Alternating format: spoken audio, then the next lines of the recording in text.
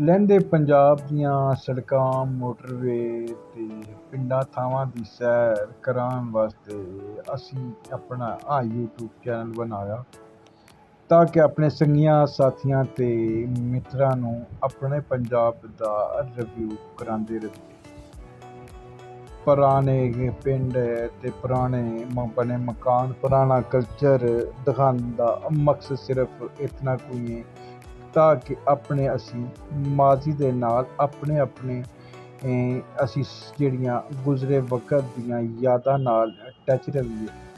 ਮੈਂ ਵੀ ਇਸੇ ਸਿਲਸਿਲੇ ਦੀ ਇੱਕ ਘੜੀ 'ਚ ਤੁਹਾਨੂੰ ਅੱਜ ਮੁਖਤਲਿਫ ਪਿੰਡਾਂ ਦੀ ਥੋੜ੍ਹੀ ਸੈਰ ਤੇ ਅੱਗੋਂ ਆਉਣ ਵਾਲੇ ਵਕਤ ਦੇ ਵਿੱਚ ਤੁਹਾਨੂੰ ਉਹਨਾਂ ਦਾ ਪੂਰਾ ਵਲੌਗ ਜਿਹੜਾ ਰਿਵਿਊ ਕਰਾਵਾਂਗਾ।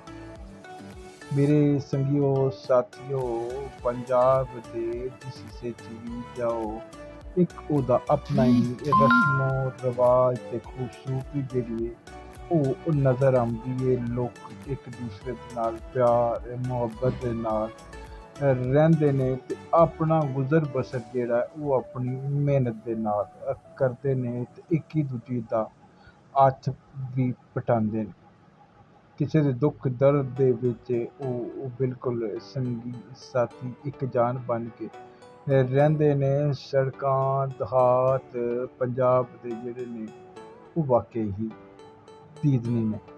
ਮੈਂ ਮੋਟਰਵੇ ਦੇ ਕੁਝ ਜਿਹੜੀਆਂ ਉਹ ਝਲਕੀਆਂ ਤੁਹਾਨੂੰ ਦਿਖਾਉਣ ਦੀ ਕੋਸ਼ਿਸ਼ ਕੀਤੀ ਹੈ। ਮੈਨੂੰ ਉਮੀਦ ਹੈ ਕਿ ਇਹ ਜਿਹੜਾ ਹੈ ਤੁਹਾਨੂੰ ਪਸੰਦ ਆਵੇ ਤਾਂ ਮੈਂ ਤੁਹਾਨੂੰ ਕਲਰ ਖਾਰ ਜਿਹੜਾ ਪੰਜਾਬ ਦੇ ਵਿੱਚ ਲਹਿੰਦੇ ਪੰਜਾਬ ਦੇ ਵਿੱਚ ਵੀ ਮੋਟਰਵੇ ਦਾ ਰਿਵਿਊ ਕਰਾ ਰਿਹਾ ਤੇ ਨਜ਼ਾਰਾ ਵੇਖੋ ਜੀ ਕਿੰਨਾ ਖੂਬਸੂਰਤ ਹੈ। ਉਹਦੇ ਇਰਦ ਗਿਰਦ ਨਾਲ ਲੱਗੇ ਪਿੰਡ ਤੇ ਮਵੇਸ਼ੀ ਲੋਕ ਚਰਾਂਦੇ ਆਪਣੇ ਕੰਮ ਵਿੱਚ ਮਗਨ ਆਪਣੀ ਮਿਹਨਤ ਦੇ ਵਿੱਚ ਉਹ ਮਸਰੂਫ ਨੇ ਤੇ ਵਸਦੇ ਰਹਿਣ ਤੇ ਆਬਾਦ ਰਹਿਣ। ਅਸੀਂ ਤੋਂ ਰਵਾਂਗੇ ਟੱਚ ਤੇ ਕਰ ਦੇਣਾ ਚੈਨਲ ਨੂੰ ਸਬਸਕ੍ਰਾਈਬ।